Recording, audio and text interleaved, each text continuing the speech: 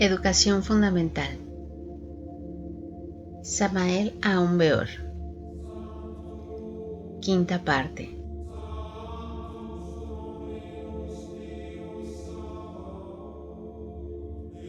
Capítulo 29.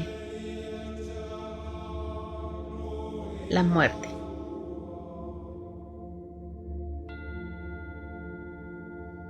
Es urgente comprender a fondo y en todos los terrenos de la mente lo que realmente es la muerte en sí misma.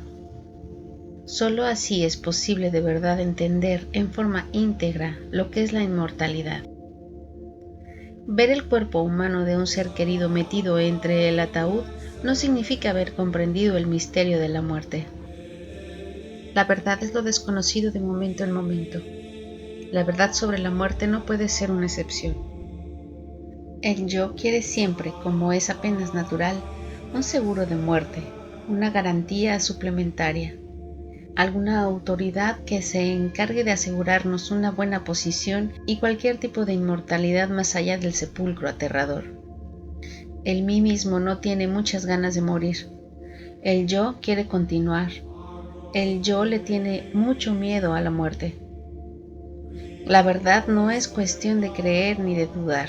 La verdad nada tiene que ver con la credulidad ni con el escepticismo. La verdad no es cuestión de ideas, teorías, opiniones, conceptos, preconceptos, supuestos, prejuicios, afirmaciones, negaciones, etc. La verdad sobre el misterio de la muerte no es una excepción. La verdad sobre el misterio de la muerte solo puede ser conocida a través de la experiencia directa. Resulta imposible comunicar la experiencia real de la muerte a quien no la conoce.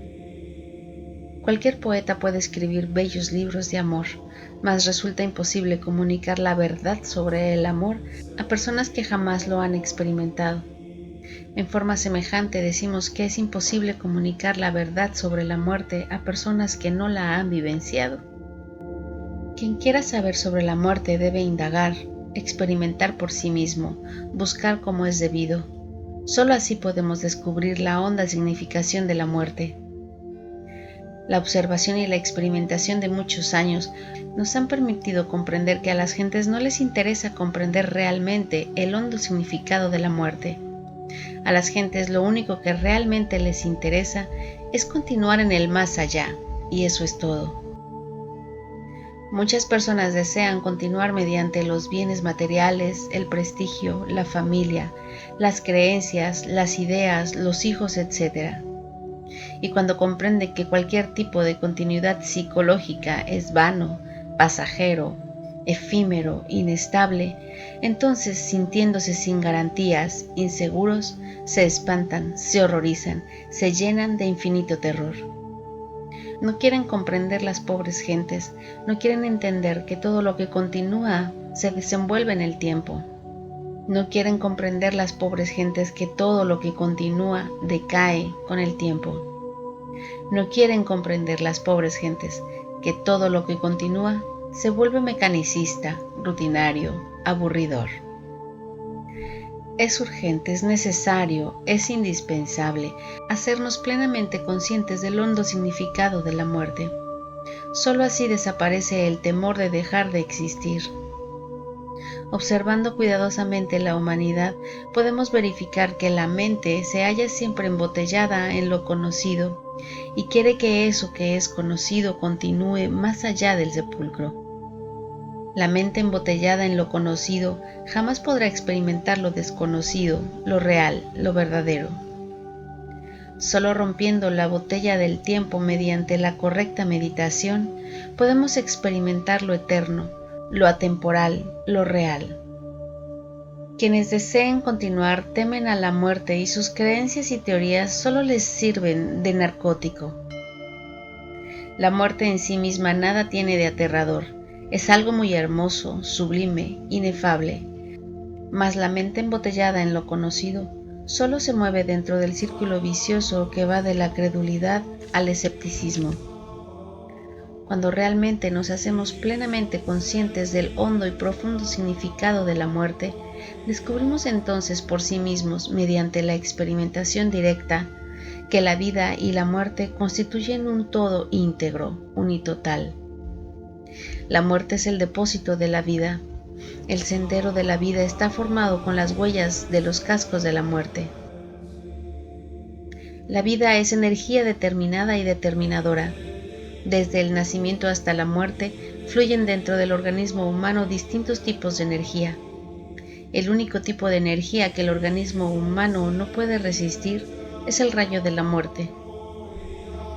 Este rayo posee un voltaje eléctrico demasiado elevado. El organismo humano no puede resistir semejante voltaje. Así como un rayo puede despedazar un árbol, así también el rayo de la muerte, al fluir por el organismo humano, lo destruye inevitablemente. El rayo de la muerte conecta el fenómeno muerte con el fenómeno nacimiento. El rayo de la muerte origina tensiones eléctricas muy íntimas y cierta nota clave que tiene el poder determinante de combinar los genes dentro del huevo fecundo. El rayo de la muerte reduce el organismo humano a sus elementos fundamentales. El ego, el yo energético, continúa en nuestros descendientes desgraciadamente. Lo que es la verdad sobre la muerte, lo que es el intervalo entre muerte y concepción, es algo que no pertenece al tiempo y que solo mediante la ciencia de la meditación podemos experimentar. Los maestros y maestras de escuelas, colegios y universidades deben enseñar a sus alumnos y alumnas el camino que conduce a la experiencia de lo real, de lo verdadero.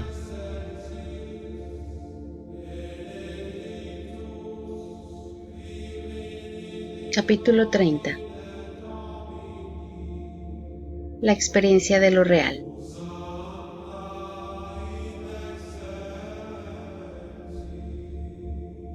En el umbral solemne del templo de Delfos se halla una inscripción hierática cincelada en piedra viva que decía: Nocete ipsum, conócete a ti mismo y conocerás el universo y los dioses.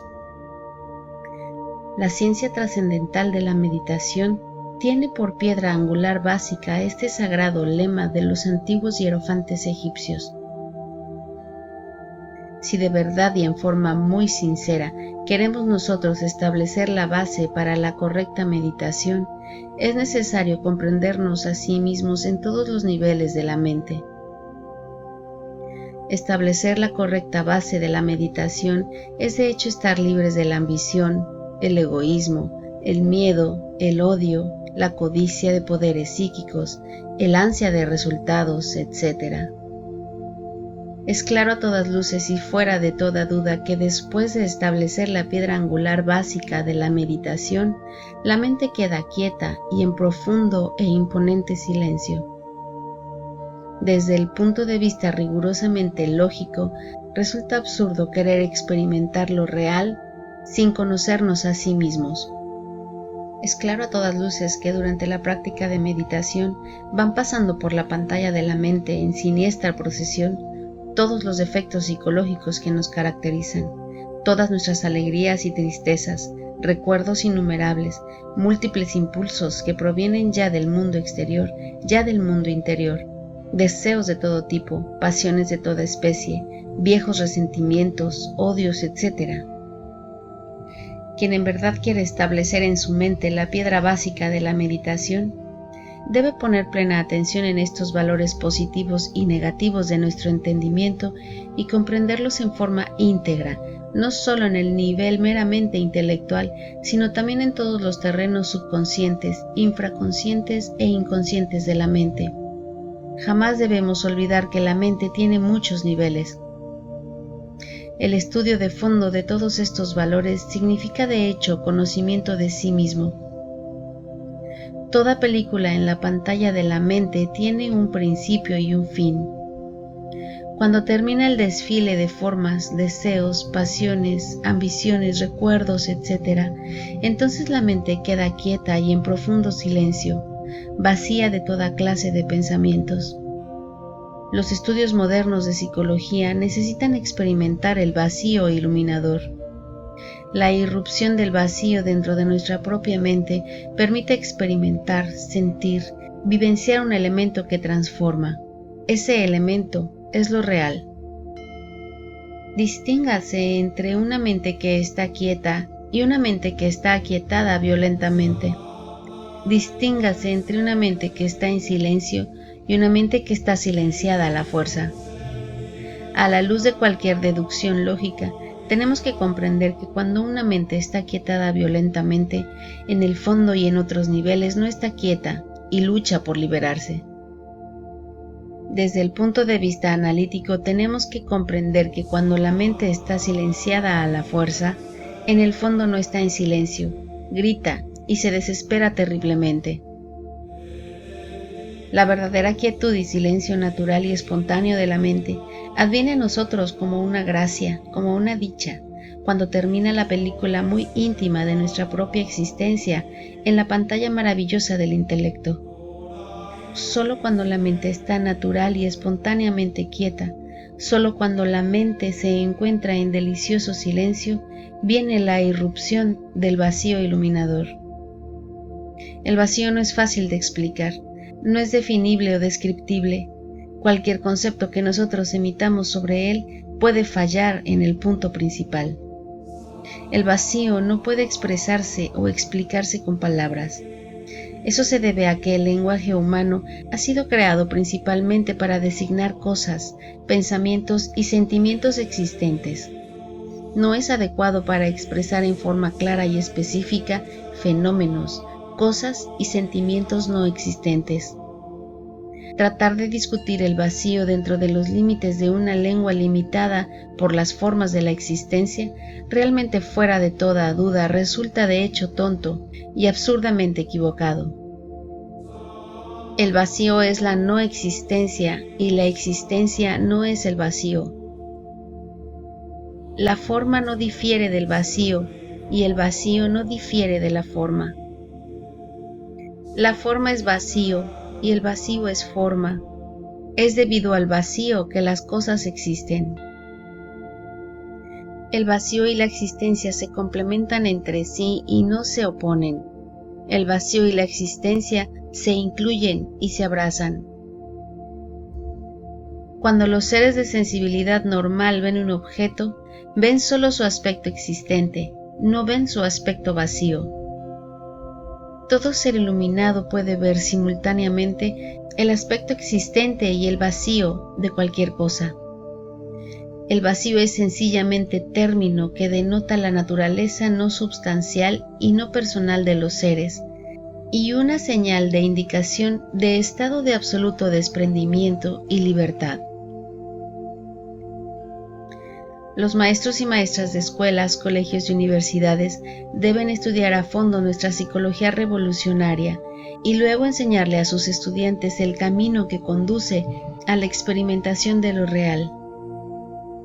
Solo es posible llegar a la experimentación de lo real cuando el pensamiento ha terminado. La irrupción del vacío nos permite experimentar la clara luz de pura realidad. Ese conocimiento presente en realidad vacío, sin característica y sin color, vacío de naturaleza, es la verdadera realidad, la bondad universal. Tu inteligencia, cuya verdadera naturaleza es el vacío, que no debe ser mirada como el vacío de la nada, sino como la inteligencia misma, sin trabas, brillante, universal y feliz, es la conciencia, el Buda universalmente sabio. Tu propia conciencia vacía y la inteligencia brillante y gozosa son inseparables.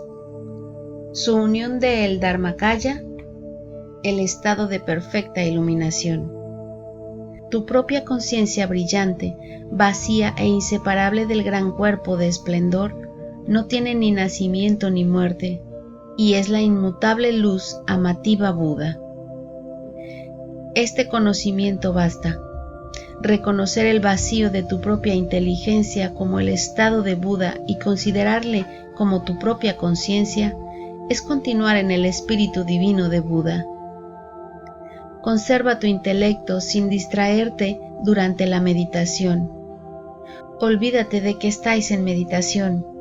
No piense de que estáis meditando, porque cuando se piensa que se medita, Este pensamiento basta para turbar la meditación.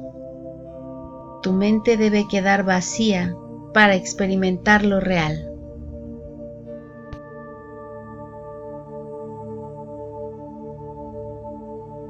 Capítulo 31. Psicología revolucionaria.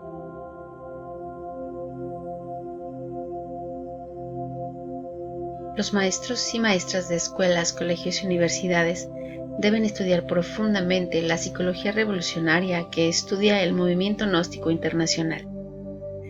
La psicología de la revolución en marcha es radicalmente diferente a todo cuanto antes se conoció con este nombre.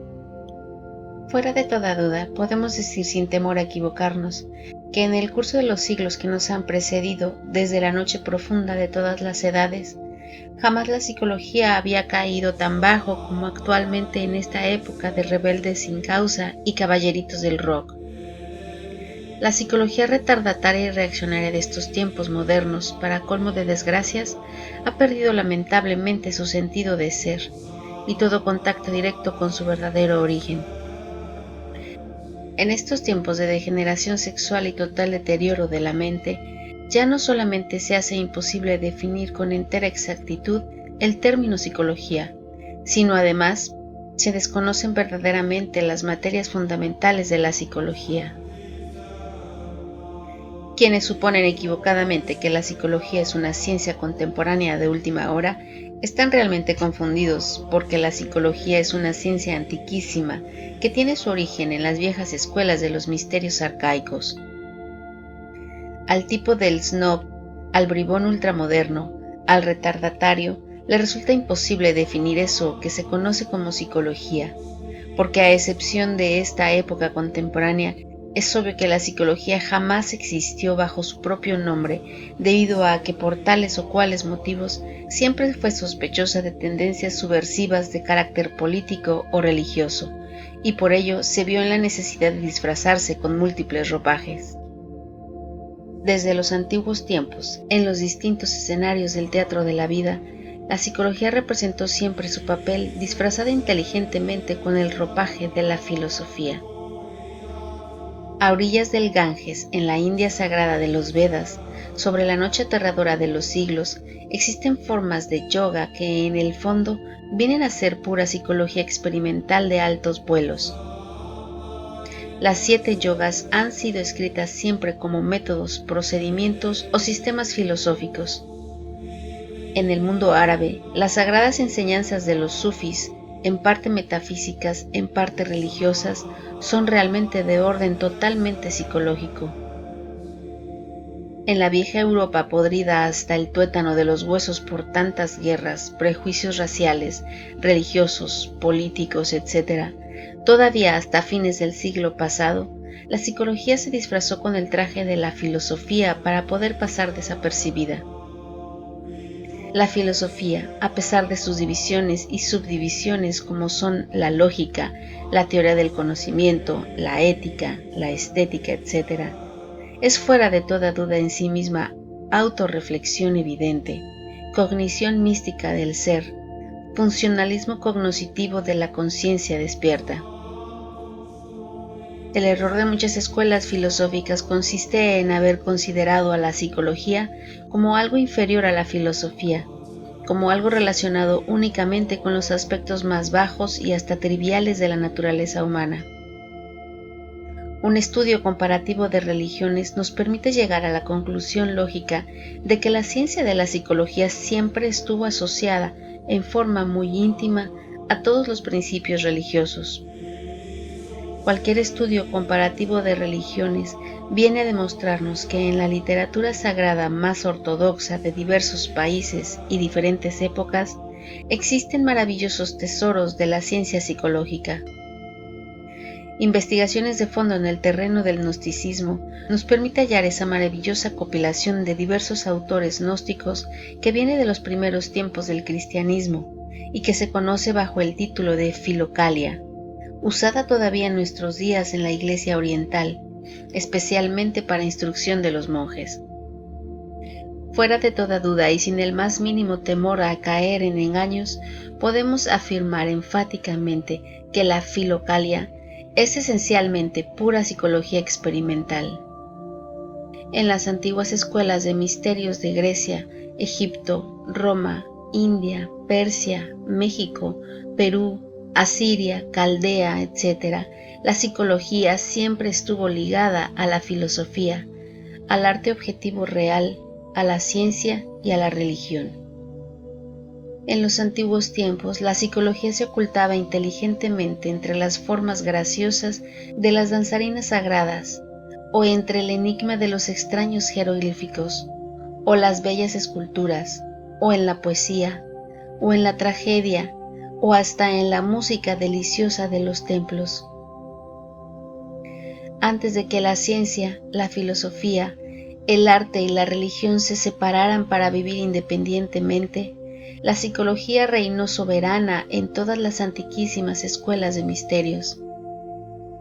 Cuando los colegios iniciáticos se cerraron debido al Kali Yuga o Edad Negra, en que todavía estamos, la psicología sobrevivió entre el simbolismo de las diversas escuelas esotéricas y pseudoesotéricas del mundo moderno, y muy especialmente entre el esoterismo gnóstico. Profundos análisis e investigaciones de fondo nos permiten comprender con toda claridad meridiana que los distintos sistemas y doctrinas psicológicas que existieron en el pasado y que existen en el presente se pueden dividir en dos categorías. Primera, las doctrinas tal como muchos intelectuales las suponen. La psicología moderna pertenece de hecho a esta categoría. Segunda, las doctrinas que estudian al hombre desde el punto de vista de la revolución de la conciencia. Estas últimas son en verdad las doctrinas originales, las más antiguas. Solo ellas nos permiten conocer los orígenes vivientes de la psicología y su profunda significación. Cuando todos nosotros hayamos comprendido en forma íntegra y en todos los niveles de la mente cuán importante es el estudio del hombre desde el nuevo punto de vista de la revolución de la conciencia, entenderemos entonces que la psicología es el estudio de los principios, leyes y hechos íntimamente relacionados con la transformación radical y definitiva del individuo. Es urgente que los maestros y maestras de escuelas, colegios y universidades comprendan en forma íntegra la hora crítica en que vivimos y el catastrófico estado de desorientación psicológica en que se encuentra la nueva generación. Es necesario encauzar a la nueva ola por el camino de la revolución de la conciencia, y esto solo es posible mediante la psicología revolucionaria de la educación fundamental.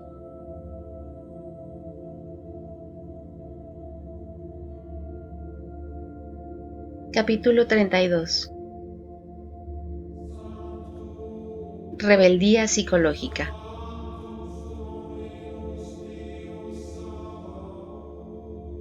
Quienes se han dedicado a viajar por todos los países del mundo con el propósito de estudiar en detalle a todas las razas humanas, han podido comprobar por sí mismos que la naturaleza de este pobre animal intelectual, equivocadamente llamado hombre, es siempre la misma, ya sea en la vieja Europa o en el África cansada de tanta esclavitud, en la tierra sagrada de los Vedas o en las Indias orientales, en Australia o en la China.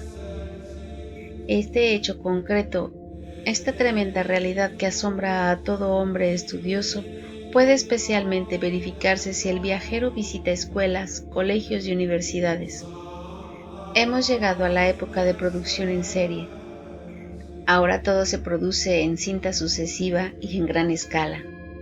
Series de aviones, carros, mercancías de lujo, etc. Aunque resulte un poco grotesco, es muy cierto que las escuelas industriales, universidades, etc., se han convertido también en fábricas intelectuales de productos en serie.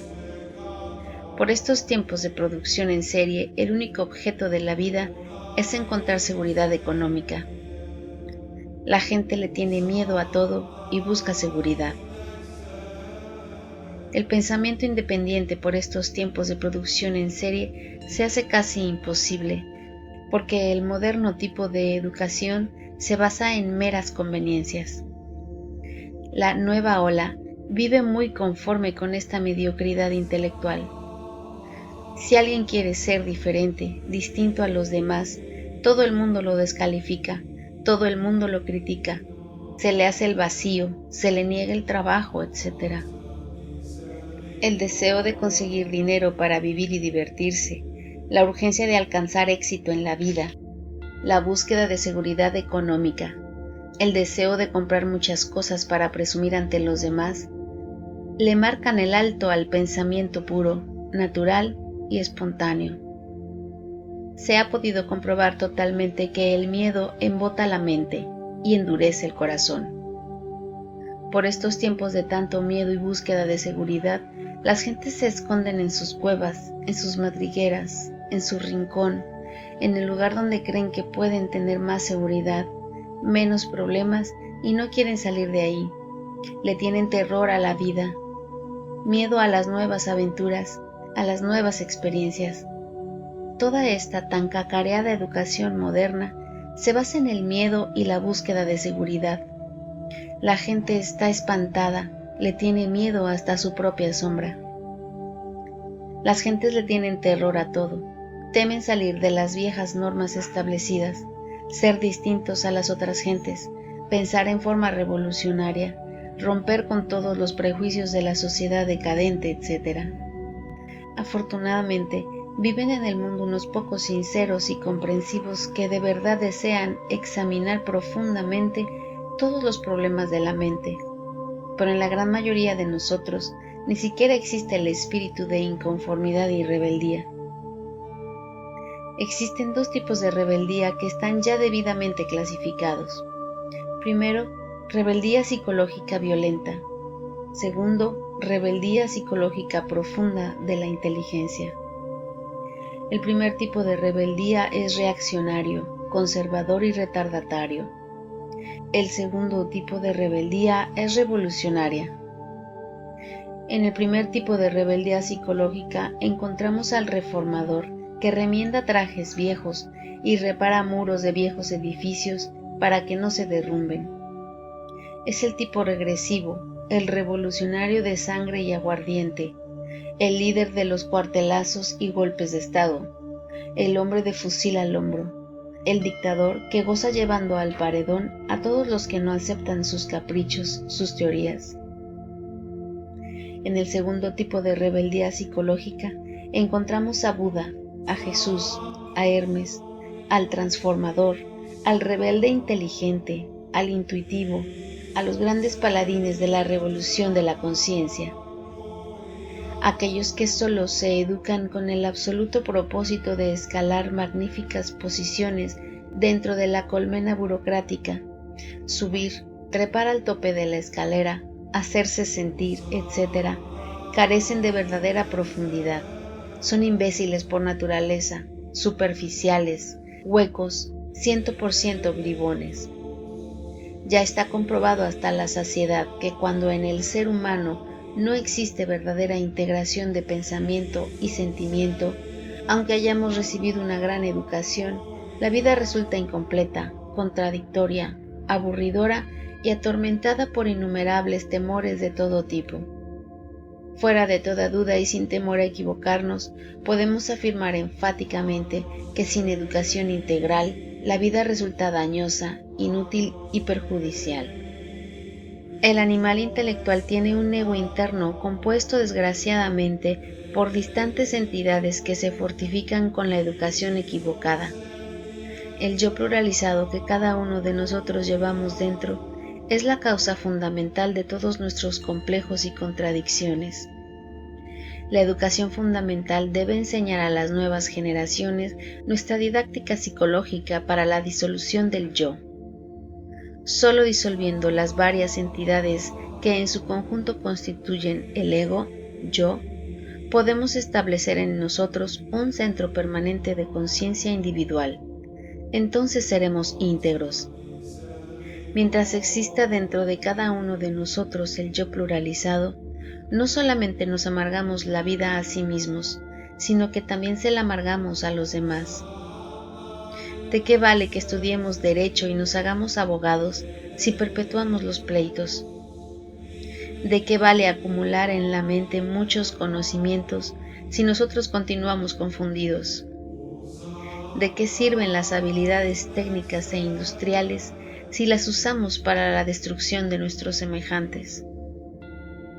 De nada sirve instruirnos, asistir a clases, estudiar, si en el proceso del diario vivir nos estamos destruyendo miserablemente los unos a los otros.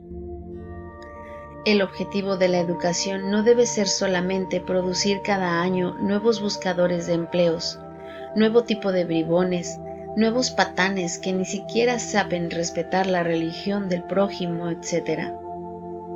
El verdadero objetivo de la educación fundamental debe ser crear nuevos hombres y mujeres integrados y por lo tanto conscientes e inteligentes. Desgraciadamente, los maestros y maestras de escuelas, colegios y universidades en todo piensan, menos en despertar la inteligencia integral de los educandos. Cualquier persona puede codiciar y adquirir títulos, condecoraciones, diplomas y hasta volverse muy eficiente en el terreno mecanicista de la vida, pero esto no significa ser inteligente. La inteligencia no puede ser jamás mero funcionalismo mecánico. La inteligencia no puede ser el resultado de simple información libresca. La inteligencia no es la capacidad para reaccionar automáticamente con palabras chispeantes ante cualquier reto.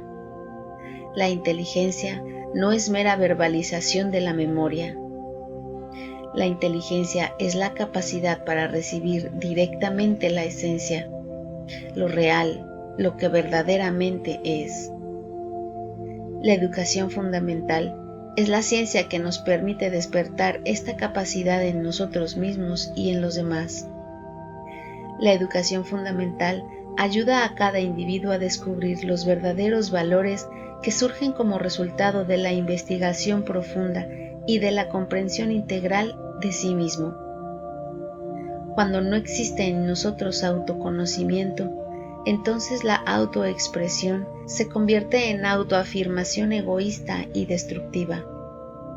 La educación fundamental solo se preocupa por despertar en cada individuo la capacidad para comprenderse a sí mismo en todos los terrenos de la mente, y no simplemente para entregarse a la complacencia de la autoexpresión equivocada del yo pluralizado.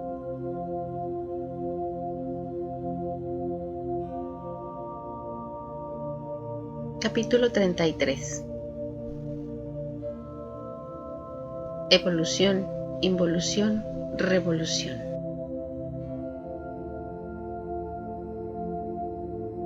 En la práctica hemos podido verificar que tanto las escuelas materialistas como las escuelas espirituales están completamente embotelladas en el dogma de la evolución. Las modernas opiniones sobre el origen del hombre y su pretérita evolución, en el fondo son pura sofistería barata. No resisten un estudio crítico profundo. Muy a pesar de todas las teorías de Darwin, aceptadas como artículo de fe ciega por Carlos Marx y su tan cacareada materialista dialéctica, nada saben los científicos modernos sobre el origen del hombre, nada les consta, nada han experimentado en forma directa y carecen de pruebas específicas, concretas, exactas sobre la evolución humana. Por el contrario, si tomamos la humanidad histórica, es decir, la de los últimos 20.000 o 30.000 años antes de Jesucristo, hallamos pruebas exactas, señales inconfundibles de un tipo superior de hombre, incomprensible para la gente moderna, y cuya presencia puede demostrarse por múltiples testimonios, viejos jeroglíficos, antiquísimas pirámides, exóticos monolitos, misteriosos papiros y monumentos antiguos. En cuanto al hombre prehistórico, a esas extrañas y misteriosas criaturas de aspecto tan parecido al animal intelectual y sin embargo tan distintas, tan diferentes, tan misteriosas, y cuyos huesos ilustres se hallan escondidos profundamente En yacimientos arcaicos del periodo glacial o preglacial, nada saben los científicos modernos en forma exacta y por experiencia directa. La ciencia gnóstica enseña que el animal racional, tal como lo conocemos, no es un ser perfecto, no es todavía hombre en el sentido completo de la palabra. La naturaleza lo desarrolla hasta cierto punto y luego lo abandona, dejándolo en completa libertad para proseguir su desarrollo o perder todas sus posibilidades y degenerarse. Las leyes de la evolución y de la involución son el eje mecánico de toda la naturaleza y nada tiene que ver con la autorrealización íntima del ser. Dentro del animal intelectual existen tremendas posibilidades que pueden desarrollarse o perderse. No es una ley el que éstas se desarrollen. La mecánica evolutiva no puede desarrollarlas. El desarrollo de tales posibilidades latentes solo es posible en condiciones bien definidas, y esto exige tremendos superesfuerzos individuales y una ayuda eficiente por parte de aquellos maestros que ya hicieron en el pasado ese trabajo. Quien quiera desarrollar todas sus posibilidades latentes para convertirse en hombre, debe entrar por el camino de la revolución de la conciencia. El animal intelectual es el grano, la semilla. De esa semilla puede nacer el árbol de la vida, el hombre verdadero, aquel hombre que estuvo buscando Diógenes con una lámpara encendida por las calles de Atenas y al mediodía y que desgraciadamente no pudo encontrar. No es una ley que este grano, que esta semilla tan especial pueda desarrollarse. Lo normal, lo natural, es que se pierde. El hombre verdadero es tan distinto al animal intelectual como el rayo lo es a la nube. Si el grano no muere, la semilla no germina. Es necesario, es urgente que muera el ego, el yo, el mí mismo, para que nazca el hombre. Los maestros y maestras de escuelas, colegios y universidades deben enseñar a sus alumnos el camino de la ética revolucionaria. Solo así es posible lograr la muerte del ego. Haciendo énfasis podemos afirmar que la revolución de la conciencia no solamente es rara en este mundo, sino que cada vez se torna más y más rara. La revolución de la conciencia tiene 3 factores perfectamente definidos. Primero, morir. Segundo, nacer. Tercero, sacrificio por la humanidad. El orden de los factores no altera el producto. Morir es cuestión de ética revolucionaria y disolución del yo psicológico. Nacer es cuestión de transmutación sexual. Este asunto corresponde a la sexología trascendental. Quien quiera estudiar este tema debe escribirnos y conocer nuestros libros gnósticos. Sacrificio por la humanidad es caridad universal consciente. Si nosotros no deseamos la revolución de la conciencia, si no hacemos tremendos superesfuerzos para desarrollar esas posibilidades latentes que nos llevan a la autorrealización íntima, es claro que dichas posibilidades no se desarrollarán jamás. Son muy raros los que se autorrealizan, los que se salvan, y en ello no existe injusticia alguna. ¿Por qué habría de tener el pobre animal intelectual lo que no desea? Se necesita un cambio radical, total y definitivo, pero no todos los seres quieren ese cambio. No lo desean, no lo saben, y se les dice y no lo entienden, no lo comprenden, no les interesa. ¿Por qué habría de dárseles a la fuerza lo que no quieren? La verdad es que antes de adquirir el individuo nuevas facultades o nuevos poderes que no conoce ni remotamente y que aún no posee, debe adquirir facultades y poderes que equivocadamente cree tener, pero que en realidad no tiene.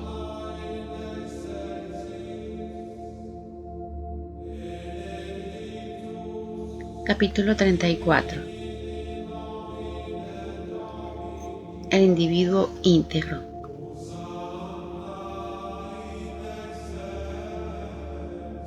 La educación fundamental en su verdadero sentido es la comprensión profunda de uno mismo. Dentro de cada individuo se encuentran todas las leyes de la naturaleza. Quien quiera conocer todas las maravillas de la naturaleza debe estudiarlas dentro de sí mismo. La falsa educación solo se preocupa por enriquecer el intelecto, y eso lo puede hacer cualquiera. Es obvio que con dinero cualquiera puede darse el lujo de comprar libros. No nos pronunciamos contra la cultura intelectual, solo nos pronunciamos contra el desorbitado afán acumulativo mental. La falsa educación intelectual solo ofrece escapatorias para huir de sí mismo. Todo hombre erudito, todo vicioso intelectual, dispone siempre de maravillosas evasivas que le permiten huir de sí mismo. Del intelectualismo sin espiritualidad resultan los bribones, y estos han llevado a la humanidad al caos y a la destrucción. La técnica jamás puede capacitarnos para conocernos a sí mismos en forma íntegra o total. Los padres de familia mandan a sus hijos a la escuela, al colegio, a la universidad, al politécnico, etc., para que aprendan alguna técnica, para que tengan alguna profesión, para que puedan finalmente ganarse la vida. Es obvio que necesitamos saber alguna técnica, tener una profesión, pero eso es secundario. Lo primario, lo fundamental, es conocernos a sí mismos, saber quiénes somos, de dónde venimos, para dónde vamos, cuál es el objeto de nuestra existencia. En la vida hay de todo: alegrías, tristezas, amor, pasión, gozo, dolor, belleza, fealdad, etc. Y cuando sabemos vivirla intensamente, cuando la comprendemos en todos los niveles de la mente, encontramos nuestro lugar en la sociedad, creamos nuestra propia técnica, nuestra forma particular de vivir, sentir y pensar. Pero lo contrario es falso 100%. La técnica por sí misma jamás puede originar la comprensión de fondo, la comprensión verdadera. La educación actual ha resultado un rotundo fracaso porque le da exagerada importancia a la técnica, a la profesión, y es obvio que al subrayar la técnica, convierte al hombre en un autómata mecánico, destruye sus mejores posibilidades.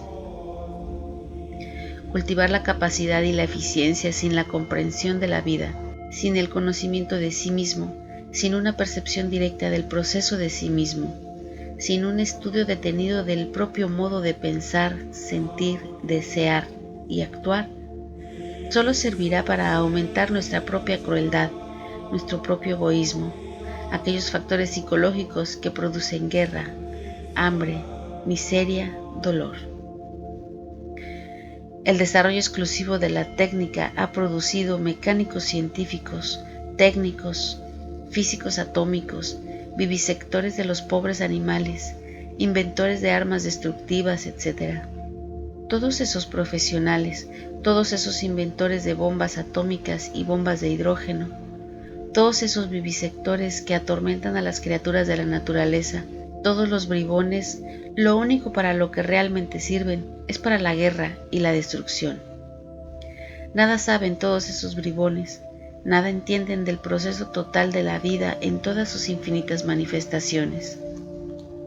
El proceso tecnológico general, sistemas de transportes, máquinas contadoras, alumbrado eléctrico, elevadores dentro de los edificios, cerebros electrónicos de toda especie, resuelven millares de problemas que se procesan en un nivel superficial de la existencia, pero introducen en el individuo y en la sociedad multitud de problemas más amplios y profundos. Vivir exclusivamente en el nivel superficial sin tener en cuenta los distintos terrenos y regiones más profundos de la mente significa de hecho atraer sobre nosotros y sobre nuestros hijos miseria, llanto y desesperación. La mayor necesidad, el problema más grande de cada individuo, de cada persona, es comprender la vida en su forma integral, unitotal, porque sólo así estamos en condiciones de poder resolver satisfactoriamente todos nuestros íntimos problemas particulares. El conocimiento técnico por sí mismo no puede resolver jamás todos nuestros problemas psicológicos, todos nuestros profundos complejos. Si queremos ser hombres de verdad, individuos íntegros, debemos autoexplorarnos psicológicamente, conocernos profundamente en todos los territorios del pensamiento, porque la técnica, fuera de toda duda, se convierte en un instrumento destructivo cuando no conocemos de verdad todo el proceso total de la existencia, cuando no nos conocemos a sí mismos en forma íntegra. Si el animal intelectual se amara de verdad, si se conociere a sí mismo, si hubiera comprendido el proceso total de la vida, jamás habría cometido el crimen de fraccionar el átomo. Nuestro proceso técnico es fantástico, pero solo ha logrado aumentar nuestro poder agresivo para destruirnos los unos a los otros, y por doquier reinan el terror, el hambre, la ignorancia y las enfermedades. Ninguna profesión, ninguna técnica puede jamás darnos eso que se llama plenitud, felicidad verdadera. Cada cual en la vida sufre intensamente en su oficio, en su profesión, en su tren de vida rutinario, y las cosas y las ocupaciones se convierten en instrumentos de envidia, murmuración, odio, amargura. El mundo de los médicos, el mundo de los artistas, de los ingenieros, de los abogados, etc., cada uno de esos mundos está lleno de dolor, murmuraciones, competencia, envidia. Sin la comprensión de nosotros mismos, la mera ocupación, oficio o profesión nos lleva al dolor y a la búsqueda de evasivas. Algunos buscan escapatorias a través del alcohol, la cantina, la taberna, el cabaret. Otros quieren escapar a través de las drogas, la morfina, la cocaína, marihuana, y otros por medio de la lujuria y la degeneración sexual, etc. Cuando se quiere reducir toda la vida a una técnica, a una profesión, a un sistema para ganar dinero y más dinero, el resultado es el aburrimiento, el fastidio y la búsqueda de evasivas. Debemos convertirnos en individuos íntegros, completos, y eso solo es posible conociéndonos a sí mismo y disolviendo el yo psicológico. La educación fundamental, al mismo tiempo que estimula el aprendizaje de una técnica para ganarse la vida, debe realizar algo de mayor importancia, debe ayudar al hombre a experimentar, a sentir todos sus aspectos y en todos los territorios de la mente, el proceso de la existencia. Si alguien tiene algo que decir, que lo diga, y eso de decirlo es muy interesante, porque así cada cual crea por sí mismo su propio estilo. Pero aprender estilos ajenos, sin haber experimentado directamente por sí mismos la vida en su forma íntegra, solo conduce a la superficialidad.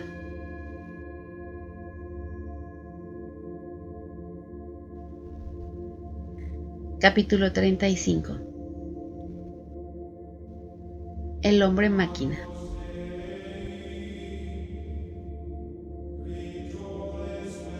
El hombre máquina es la bestia más infeliz que existe en este valle de lágrimas, pero él tiene la pretensión y hasta la insolencia de autotitularse rey de la naturaleza.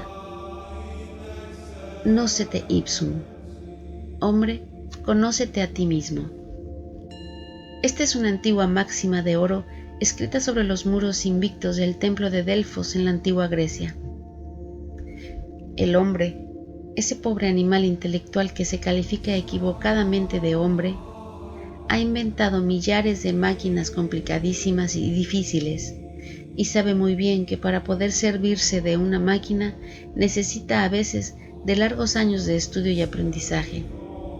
Pero en cuanto se trata de sí mismo, se olvida totalmente de este hecho, aunque él mismo sea una máquina más complicada que todas las que ha inventado. No hay hombre que no esté lleno de ideas totalmente falsas sobre sí mismo. Lo más grave es que no quiere darse cuenta de que realmente es una máquina. La máquina humana no tiene libertad de movimientos. Funciona únicamente por múltiples y variadas influencias interiores y choques externos.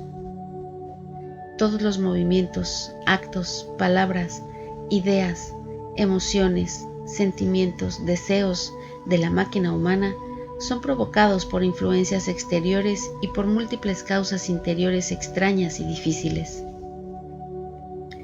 El animal intelectual es un pobre títere parlante con memoria y vitalidad, un muñeco viviente que tiene la tonta ilusión de que puede hacer cuando en realidad de verdad nada puede hacer. Imaginad por un momento, querido lector, un muñeco mecánico, automático, controlado por un complejo mecanismo. Imaginad que ese muñeco tiene vida, se enamora, habla, camina, desea, hace guerras, etc. Imaginad que ese muñeco puede cambiar de dueños a cada momento. Debéis imaginar que cada dueño es una persona distinta, tiene su propio criterio, su propia forma de divertirse, sentir, vivir, etc. Un dueño cualquiera, queriendo conseguir dinero, apretará ciertos botones y entonces el muñeco se dedicará a los negocios. Otro dueño, media hora después o varias horas después, tendrá una idea diferente y pondrá a su muñeco a bailar y a reír. Un tercero lo pondrá a pelear. Un cuarto lo hará enamorar de una mujer. Un quinto lo hará enamorar de otra. Un sexto lo hará pelearse con un vecino y crearse un problema de policía. Y un séptimo le hará cambiar de domicilio. Realmente el muñeco de nuestro ejemplo no ha hecho nada, pero él cree que sí ha hecho.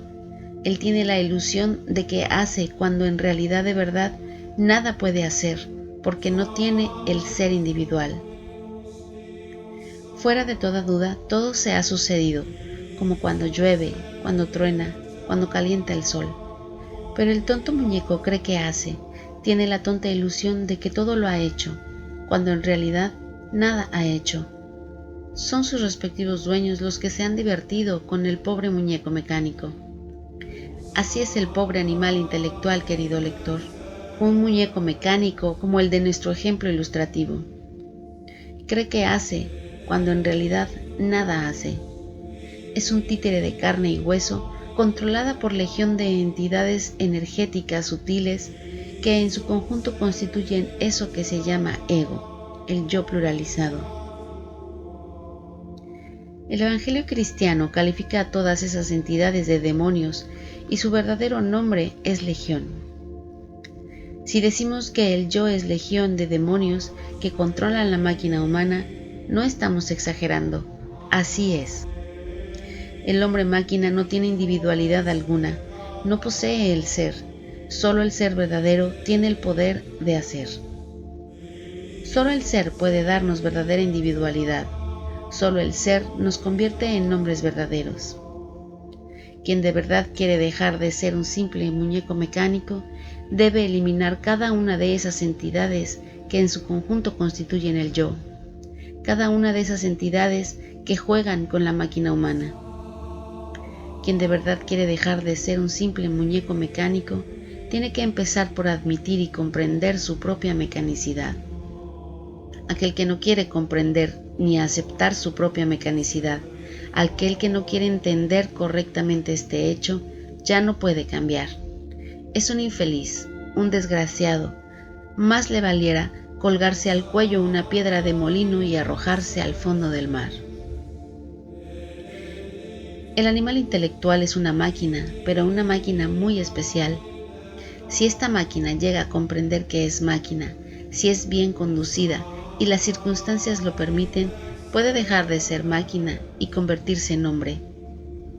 Ante todo, es urgente empezar por comprender a fondo y en todos los niveles de la mente que no tenemos individualidad verdadera, que no tenemos un centro permanente de conciencia, que en un momento determinado somos una persona y en otro, otra. Todo depende de la entidad que controle la situación en cualquier instante.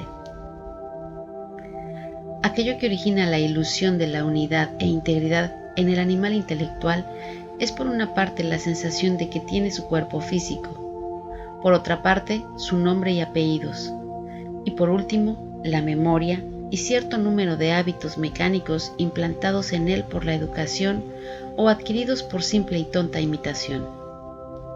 El pobre animal intelectual no podrá dejar de ser máquina, no podrá cambiar, no podrá adquirir el ser individual verdadero y convertirse en hombre legítimo, mientras no tenga el valor de eliminar mediante la comprensión de fondo y en orden sucesivo a cada una de esas entidades metafísicas que en su conjunto constituyen eso que se llama ego, yo, mí mismo. Cada idea, cada pasión, cada vicio, Cada afecto, cada odio, cada deseo tiene su correspondiente entidad y el conjunto de todas esas entidades es el yo pluralizado de la psicología revolucionaria. Todas esas entidades metafísicas, todos esos yoes que en su conjunto constituyen el ego, no tienen verdadera ligazón entre sí, no tienen coordenadas de ningún tipo. Cada una de esas entidades depende totalmente de las circunstancias, cambio de impresiones, sucesos, etc. La pantalla de la mente cambia de colores y escenas a cada instante. Todo depende de la entidad que en cualquier instante controle la mente. Por la pantalla de la mente va pasando por continua procesión las distintas entidades que en su conjunto constituyen el ego o yo psicológico. Las diversas entidades que constituyen el yo pluralizado se asocian, se disocian, crean criterios, grupos especiales de acuerdo con sus afinidades, riñen entre sí, discuten, se desconocen, etcétera, etcétera. Cada entidad de la legión llamada yo, cada pequeño yo, cree ser todo, el ego total. Ni remotamente sospecha que él es tan solo una ínfima parte. La entidad que hoy jura amor eterno a una mujer es desplazada más tarde por otra entidad que nada tiene que ver con tal juramento, y entonces el castillo de naipes se va al suelo y la mujer llora decepcionada. La entidad que hoy jura fidelidad a una causa es desplazada mañana por otra entidad que nada tiene que ver con tal causa, y entonces el sujeto se retira. La entidad que hoy jura fidelidad a la gnosis es desplazada mañana por otra entidad que odia la gnosis. Los maestros y maestras de escuelas, colegios y universidades deben estudiar este libro de educación fundamental y por humanidad tener el valor de orientar a los alumnos y alumnas por el camino maravilloso de la revolución de la conciencia. Es necesario que los alumnos comprendan la necesidad de conocerse a sí mismos en todos los terrenos de la mente. Es necesaria una orientación intelectual más eficiente. Se necesita comprender lo que somos, y esto se debe comenzar desde los mismos bancos de la escuela. No negamos que el dinero se necesita para comer, pagar el alquiler de la casa y vestirnos. No negamos que se necesita preparación intelectual, una profesión, una técnica para ganar dinero, pero eso no es todo. Eso es lo secundario. Lo primero, lo fundamental, es saber quiénes somos, qué somos, de dónde venimos, para dónde vamos, cuál es el objeto de nuestra existencia. Es lamentable continuar como muñecos automáticos, míseros mortales, hombres máquinas. Es urgente dejar de ser meras máquinas, es urgente convertirnos en hombres verdaderos.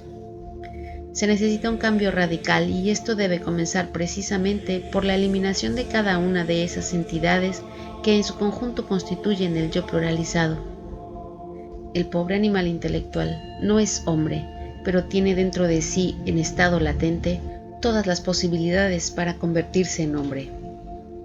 No es una ley que esas posibilidades se desarrollen.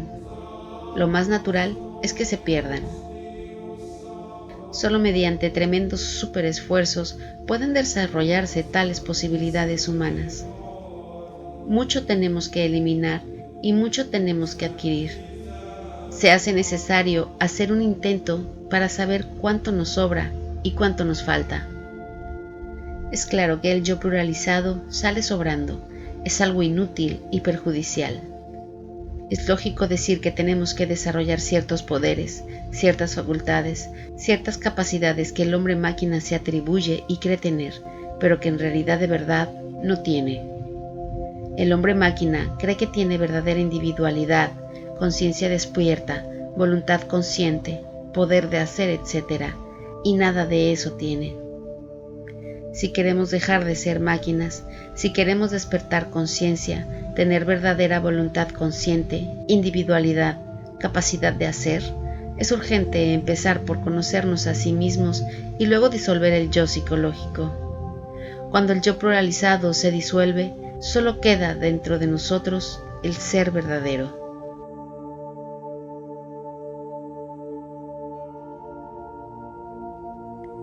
Capítulo 36. Padres y maestros.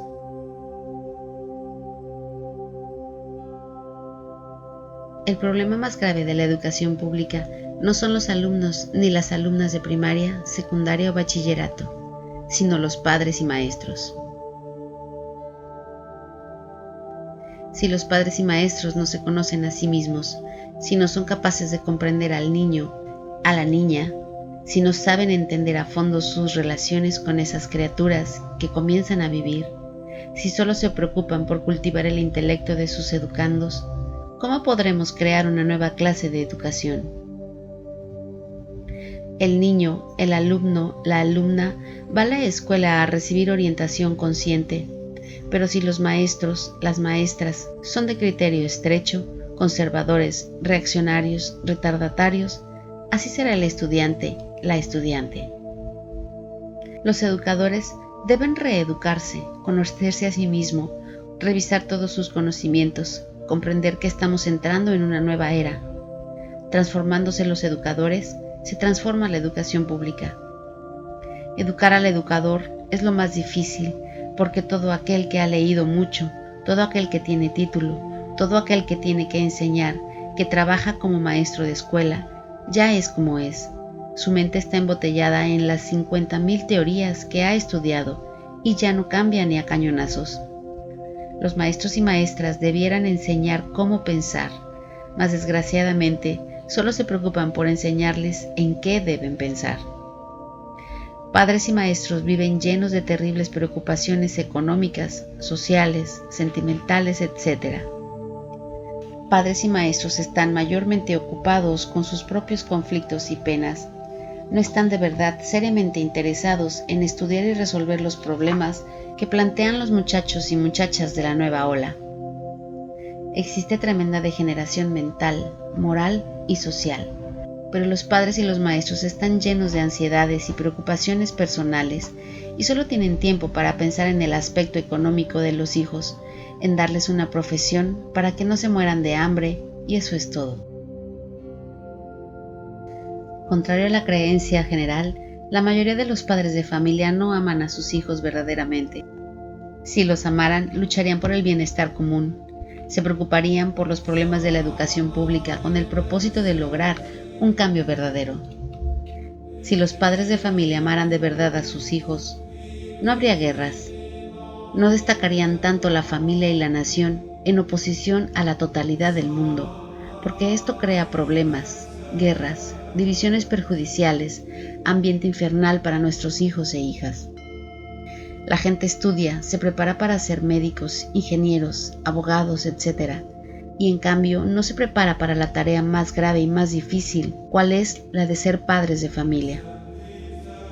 Ese egoísmo de familia, esa falta de amor a nuestros semejantes, esa política de aislamiento familiar es absurda en un 100%, porque se convierte en un factor de deterioro y constante degeneración social.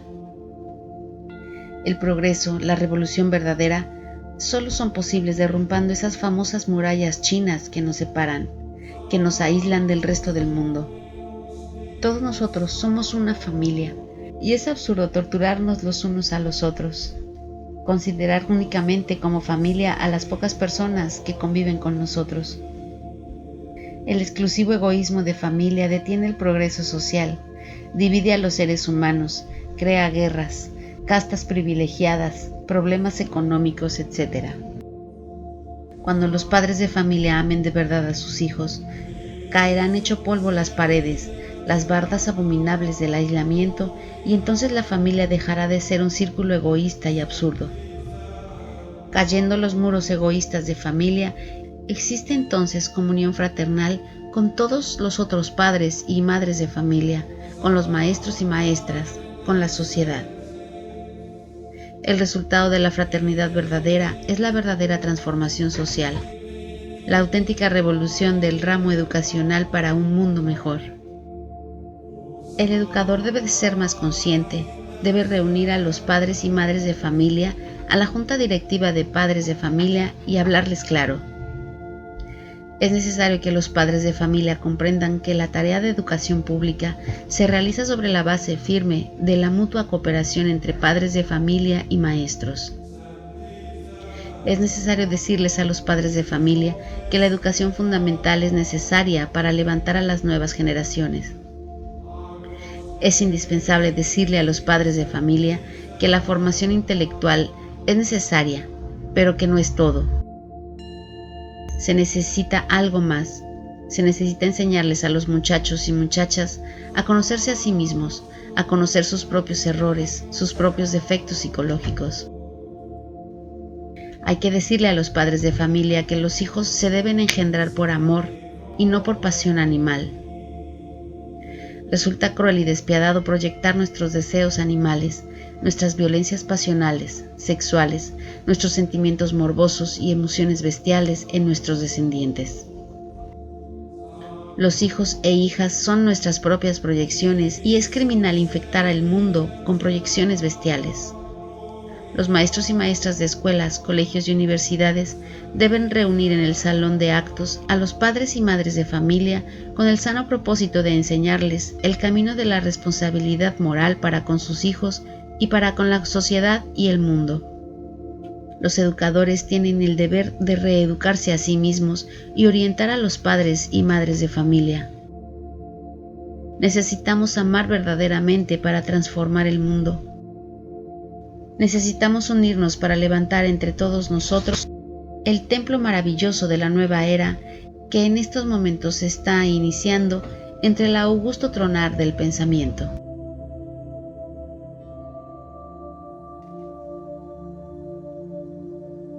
Capítulo 37.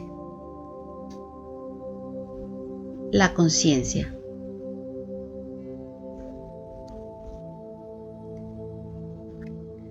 Las gentes confunden a la conciencia con la inteligencia o con el intelecto, y a la persona muy inteligente o muy intelectual le dan el calificativo de consciente.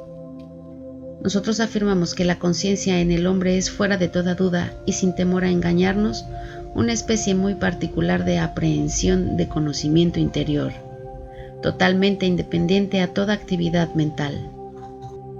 La facultad de la conciencia nos permite el conocimiento de sí mismos. La conciencia nos da el conocimiento íntegro de lo que es, de dónde está, de lo que realmente sabe, de lo que ciertamente se ignora. La psicología revolucionaria enseña que solo el hombre mismo puede llegar a conocerse a sí mismo. Solo nosotros podemos saber si somos conscientes en un momento dado o no. Solo uno mismo puede saber de su propia conciencia y si ésta existe en un momento dado o no. El hombre mismo y nadie más que él puede darse cuenta por un instante, por un momento, de que antes de ese instante, antes de ese momento, realmente no era consciente, tenía su conciencia muy dormida. Después olvidará esa experiencia o la conservará como un recuerdo, como el recuerdo de una fuerte experiencia. Es urgente saber que la conciencia en el animal racional no es algo continuo, permanente. Normalmente la conciencia en el animal intelectual llamado hombre duerme profundamente. Raros, muy raros son los momentos en que la conciencia está despierta. El animal intelectual trabaja, maneja carros, se casa, se muere, etc., con la conciencia totalmente dormida, y solo en momentos muy excepcionales despierta. La vida del ser humano es una vida de sueño, pero él cree que está despierto y jamás admitirá que está soñando, que tiene la conciencia dormida. Si alguien llega a despertar, se sentiría espantosamente avergonzado con sí mismo, comprendería de inmediato su payasada, su ridiculez. Esta vida es espantosamente ridícula, horriblemente trágica y rara vez sublime. Si un boxeador llega a despertar de inmediato en plena pelea, miraría avergonzado a todo el honorable público y huiría del horrible espectáculo ante el asombro de las dormidas e inconscientes multitudes. Cuando el ser humano admite que tiene la conciencia dormida, podéis estar seguros de que ya comienza a despertar. Las escuelas reaccionarias de psicología anticuada que niegan la existencia de la conciencia y hasta la inutilidad de tal término, acusan el estado de sueño más profundo. Los secuaces de tales escuelas duermen muy profundamente en un estado prácticamente infraconsciente e inconsciente.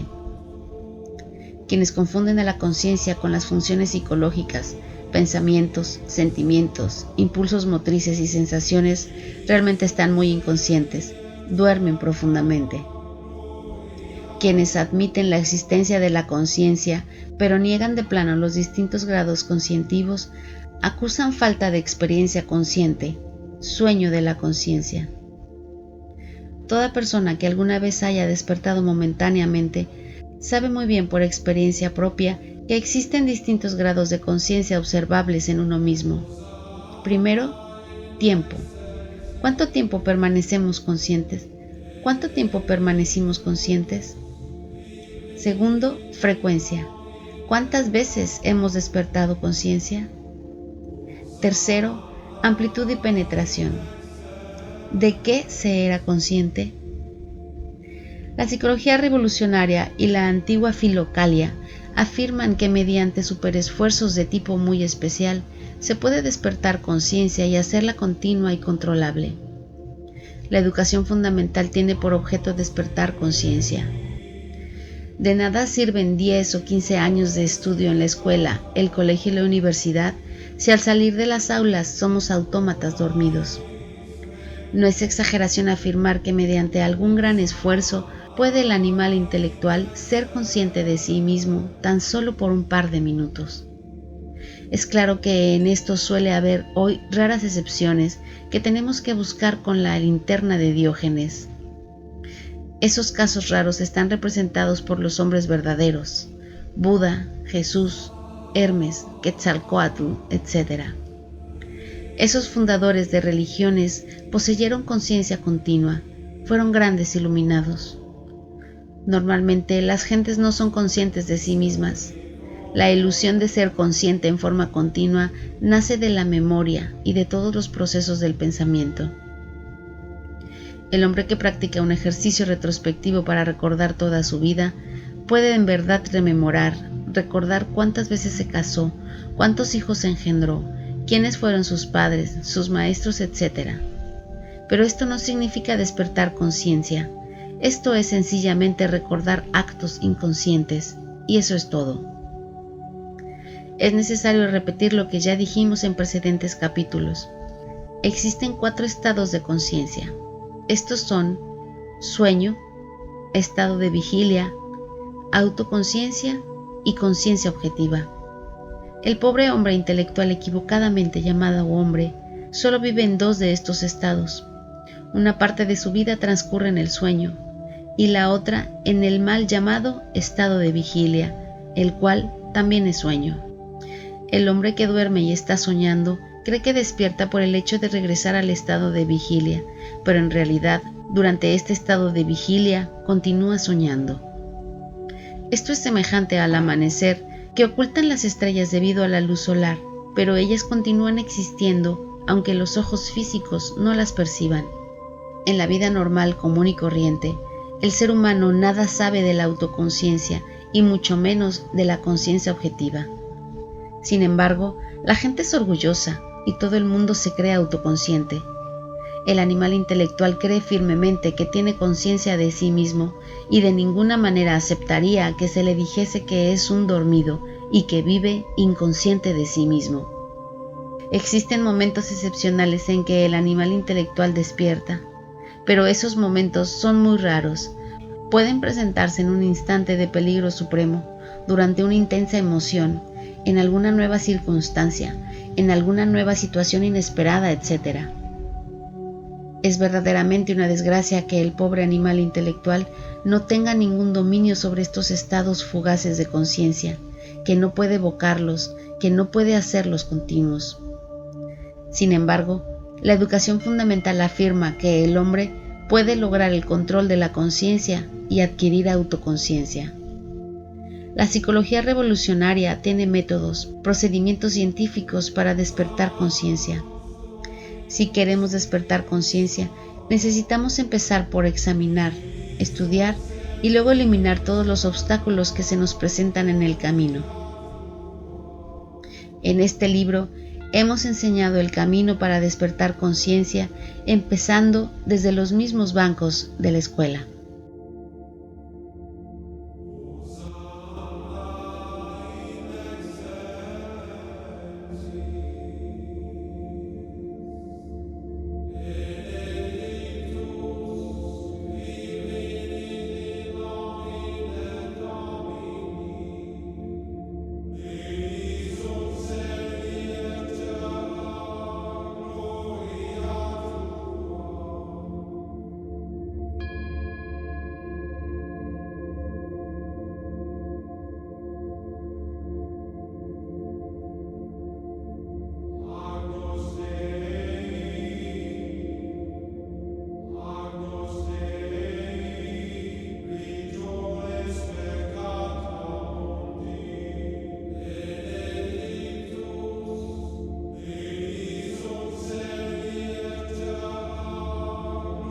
Venerable Maestro Samael Aún Weor, Venerable Maestra Litelantes, desde el fondo de nuestro corazón y con toda la humildad, les damos las gracias por todo el trabajo que han llevado a cabo por la humanidad, por sus grandes sacrificios para poder hacer de este un mundo mejor en forma activa, real y amorosa.